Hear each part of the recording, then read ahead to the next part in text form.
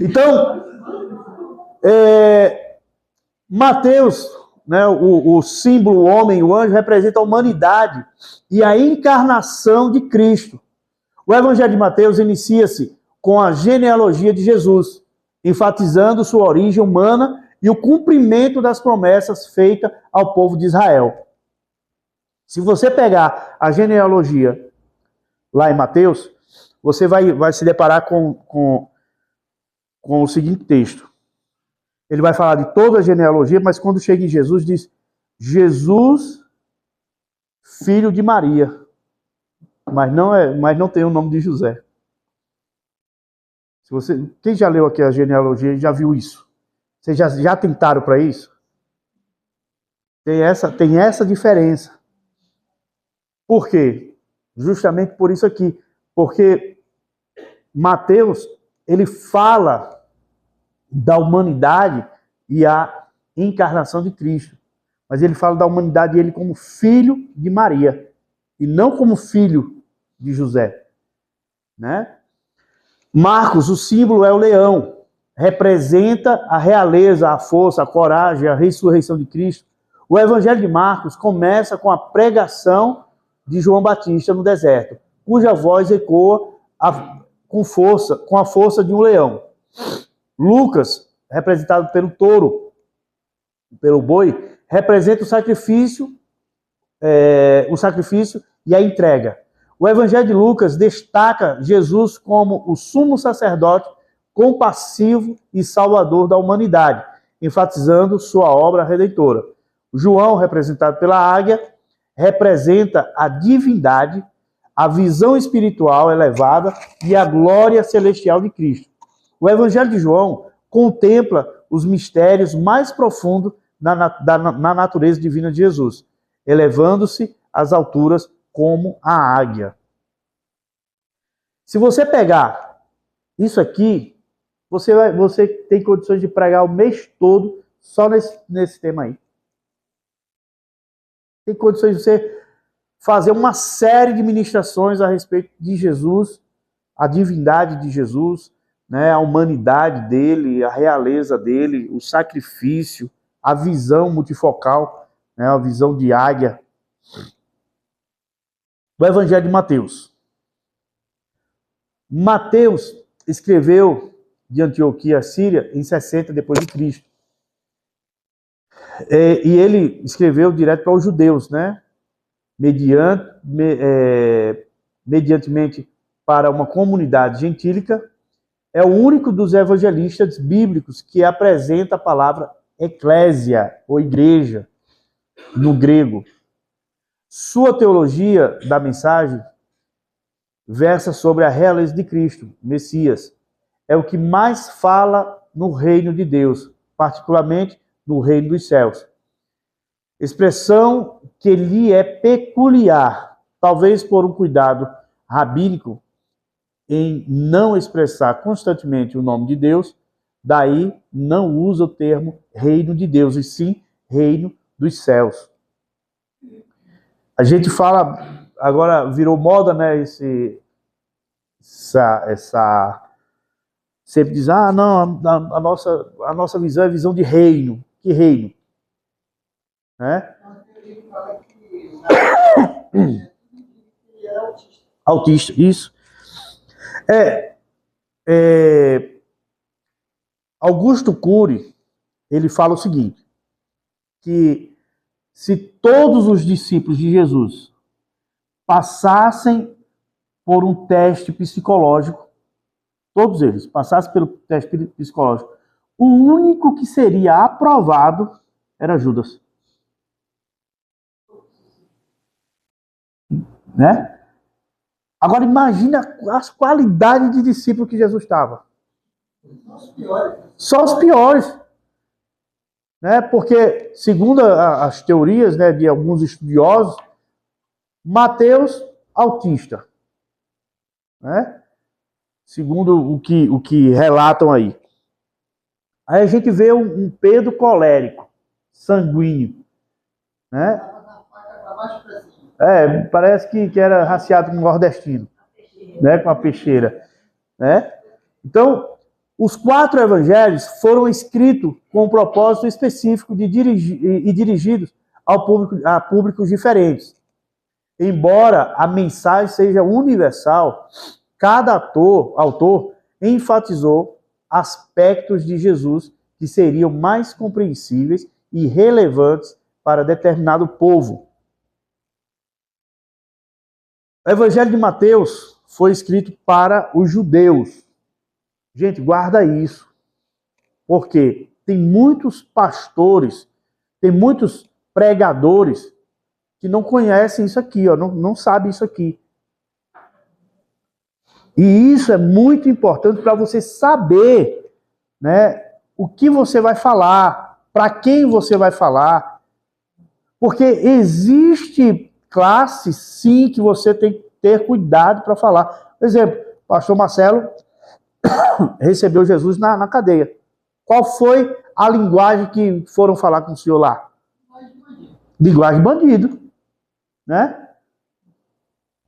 Eu visitava muito presídio, tinha um amigo de infância que estava preso, e eu chegava lá e dizia, e aí, meu irmão, como é que tá aqui? Rapaz, tu tá nesse mofo aqui, nessa tranca aqui, como é que tu tá? Olha, eu vou orar por você para tu sair daqui. E eu fazia questão de ir, pastor Marcelo, e não deixar que ele se sentisse inferior a mim. Então, eu nunca ia para uma visita, eu nunca ia com uma roupa boa, eu nunca ia com uma roupa de marca, eu nunca ia com um sapato chique. Eu sempre ia com o pensamento, poxa, ele está lá com a farda do presídio, não tem nem como botar uma roupa decente.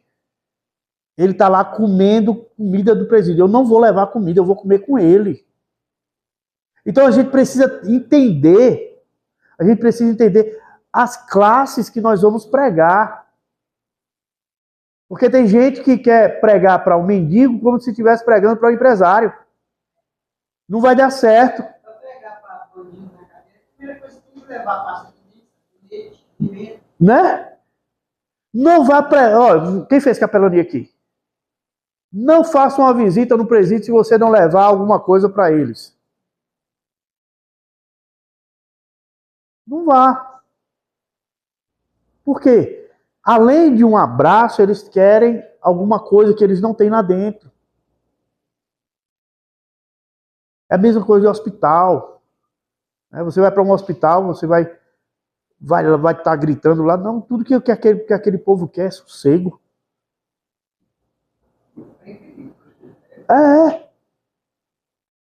Eu vou botar a mão na sua cabeça. Meu irmão, tanta gente já bota a mão na minha cabeça. Eu não quero que ninguém bote a mão na minha cabeça, não.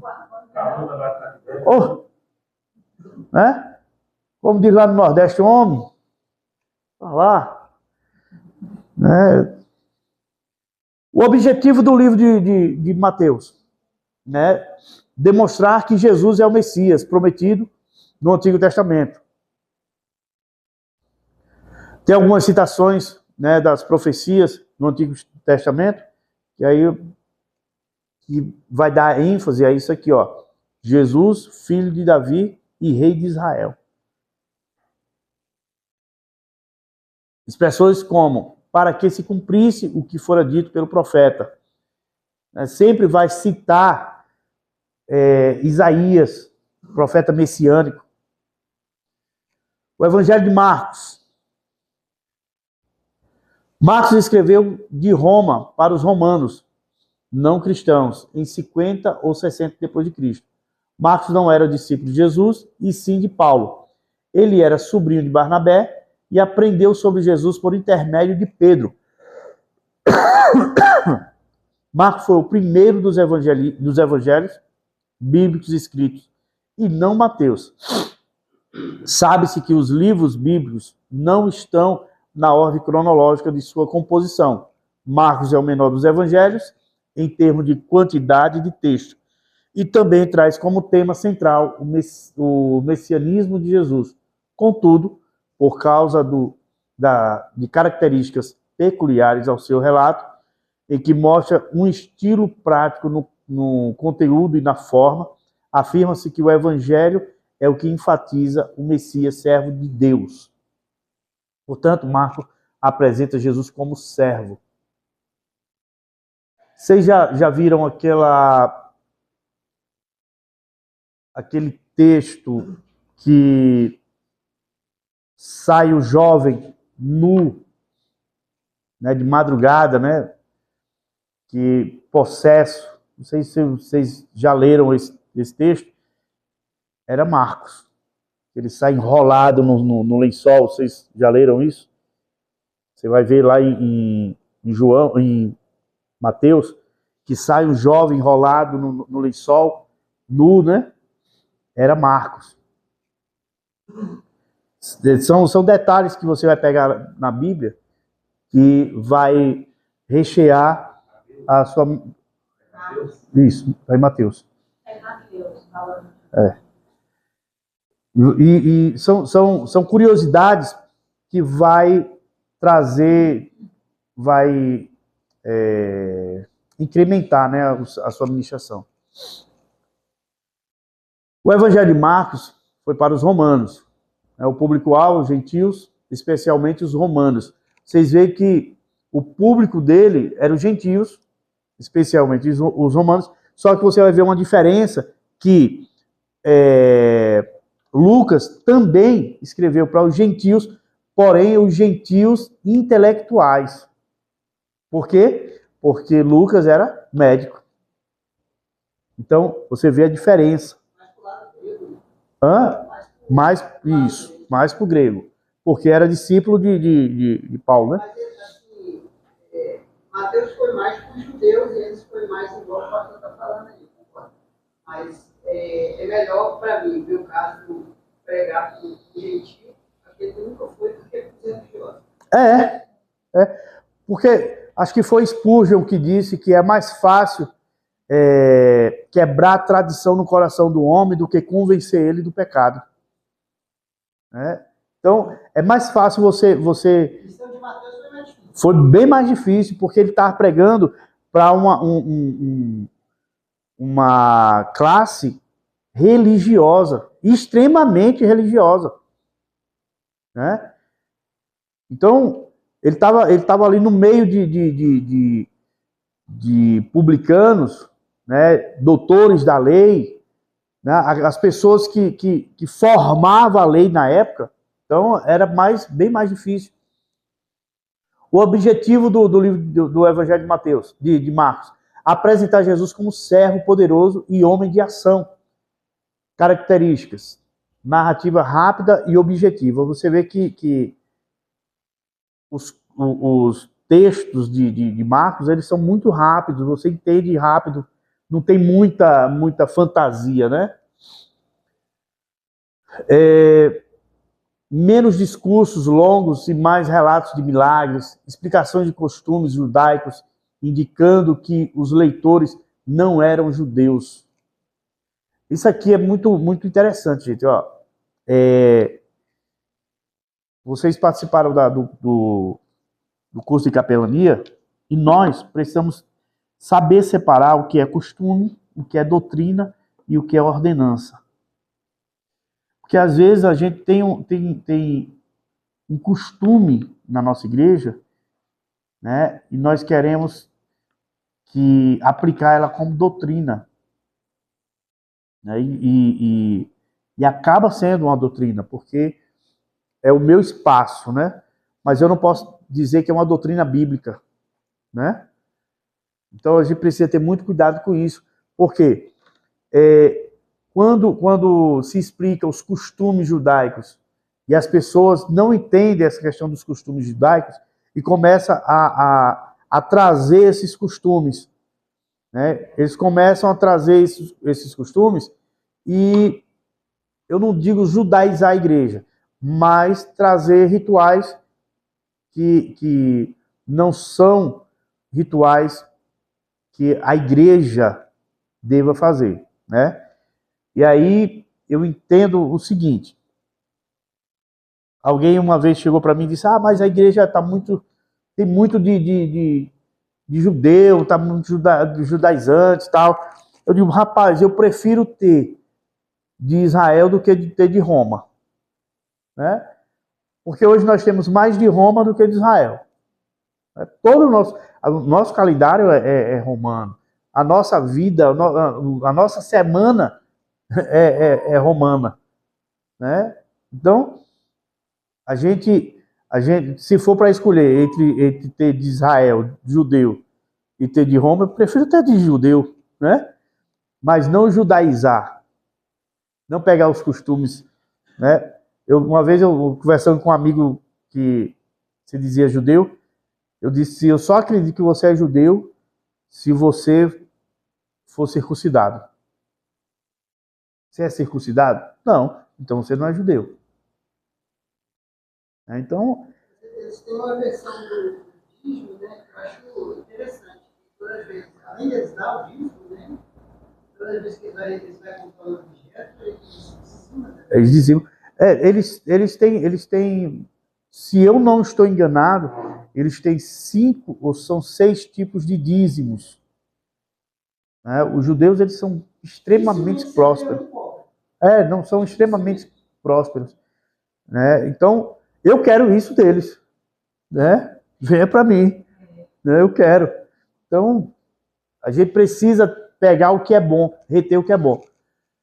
Então, tem as referências, vocês vão ter esse material, porque o Filho do Homem também não veio para ser servido, mas para servir e dar a sua vida em resgate de muitos. O retrato de Cristo como servo de Deus.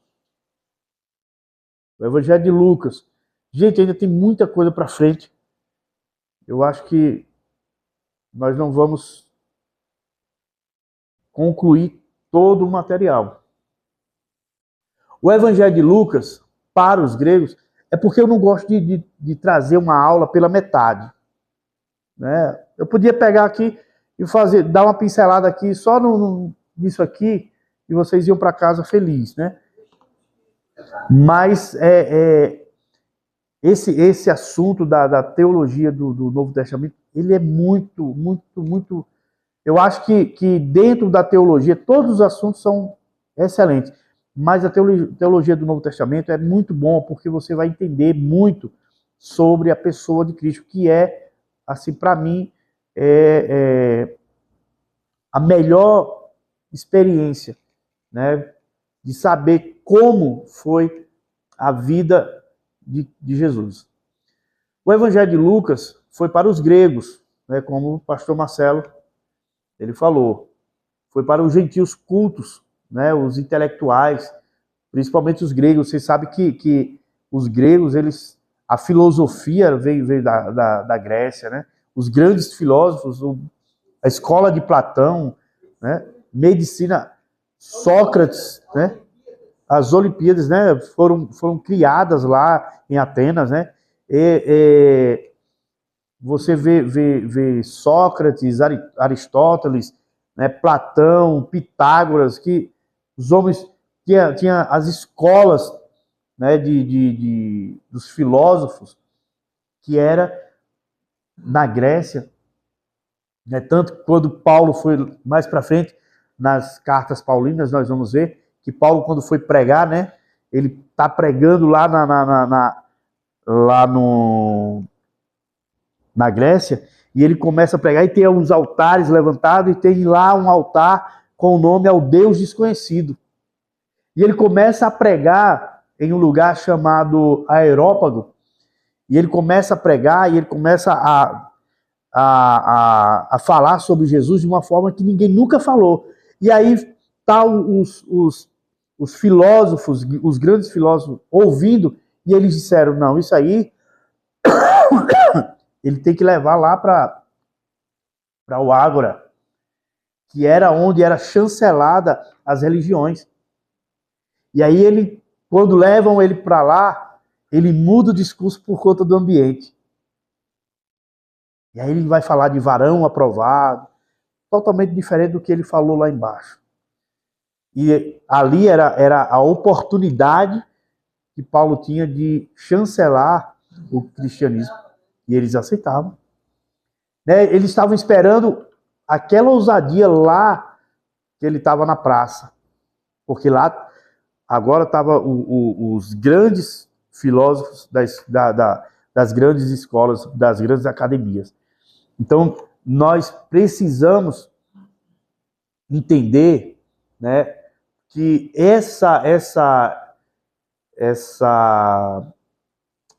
o que Lucas fez, ele fez porque ele conhecia a cultura dos gregos. Ele sabia o que ele estava fazendo. Ele era médico, né? Ele andava com Paulo, então ele sabia muito bem o que ele estava falando. Então ele mostra Jesus como filho do homem e salvador de toda a humanidade. Olha só que aqui ele pega todo mundo e coloca em um ambiente só e ele diz, ó, Jesus veio para todos. Para você que acredita, né, na encarnação, na reencarnação, você que acredita no sobrenatural, que não acredita, a salvação veio para você também. Então a gente precisa entender essa linguagem. Olha só, as características do livro de Lucas, do Evangelho de Lucas. Linguagem refinada e histórica. Né? ênfase na compaixão de Cristo, destaque para as mulheres, pobres, samaritanos e excluídos, genealogia remontando até Adão, pai de toda a humanidade. E aí ele fala que Lucas 19:10, porque o Filho do Homem veio buscar e salvar o que se havia perdido. E aí o retrato de Cristo no Evangelho de Lucas, homem perfeito e salvador universal. Lucas escreveu de Roma para Teófilo e para os gentios não cristãos com alguma cultura e interesse pelo cristianismo.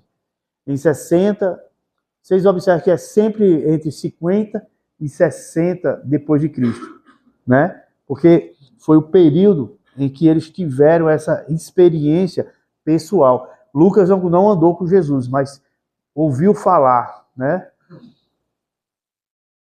Quer falar alguma coisa, professor? O evangelho que leva o nome de um dos maiores colaboradores do apóstolo Paulo. É o único que tem o destinatário específico, que é Teófilo. Lucas, como os demais sinóticos, também enfatiza o messianismo de Jesus com a particularidade de evidenciar o aspecto humano deste. E é o evangelho que mais se vê a expressão filho do homem. E é o único que a genealogia de Jesus retroage até o primeiro Adão.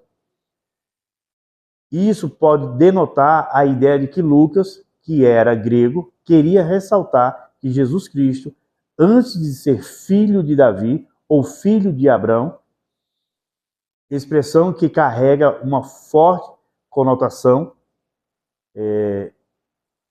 etnocêntrica, era filho do homem, com uma ligação com toda a humanidade. Lucas apresenta Jesus como homem, como o último Adão. A teologia do quarto evangelho, o evangelho de João.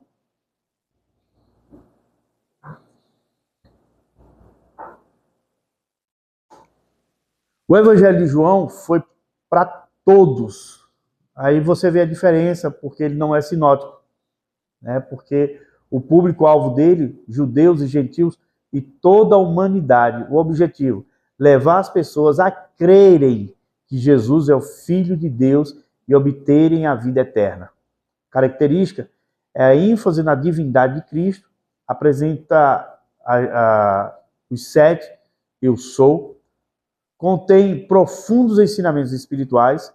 Estes, porém, foram escritos para que creias que Cristo é o Cristo, o Filho de Deus, e para que, crendo, tenhais vida em seu nome.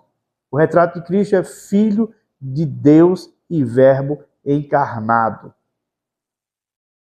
Aqui eu fiz um resumo, que aí você, quando eu mandar o material para você, você vai ter esse resumo, e aí você vai poder guardar isso na memória. Nós vamos falar um pouco sobre o dualismo, né? O dualismo joanino se torna, às vezes, aparentemente difícil de ser analisado, em virtude de sua verticalidade, enquanto os sinóticos tratam esse problema no plano horizontal, um contraste entre duas eras, a era presente e a era vindoura. O dualismo joanino prefere ver o contraste entre dois mundos, o mundo superior, que seria o mundo de cima, e o mundo inferior, o mundo de baixo.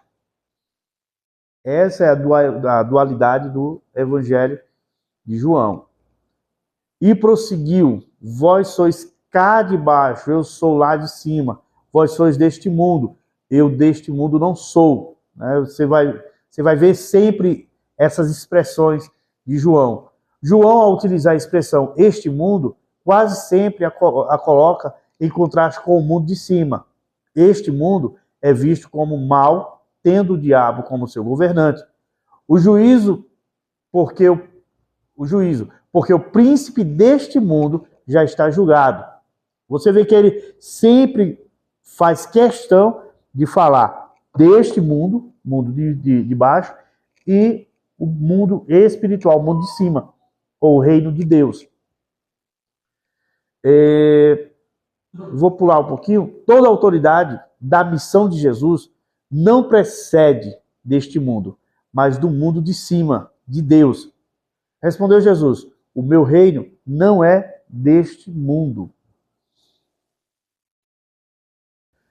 Se o meu reino fosse deste mundo, os meus ministros se empenhariam por mim, para que não fosse eu entregue aos judeus. Olha o que Jesus já estava falando. Jesus já estava dizendo para eles: eu vou ser entregue. Se vocês entendessem o que é isso, vocês estariam comigo. Mas agora o meu reino não é daqui. Quando a sua missão estiver cumprida, ele deve partir desta hora, deste mundo. Ora, antes da festa da Páscoa, sabendo Jesus que era chegada a sua hora de passar deste mundo para o Pai, tendo amado os seus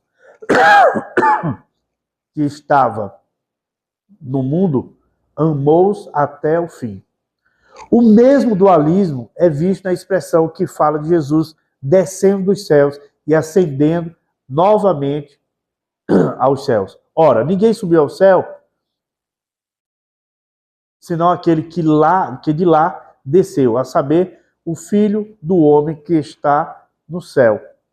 Você vê que, se você não lê o entendimento, você acaba se perdendo no dualismo dos dois mundos. A gente vai dar uma pausa, daqui a pouco a gente volta aqui.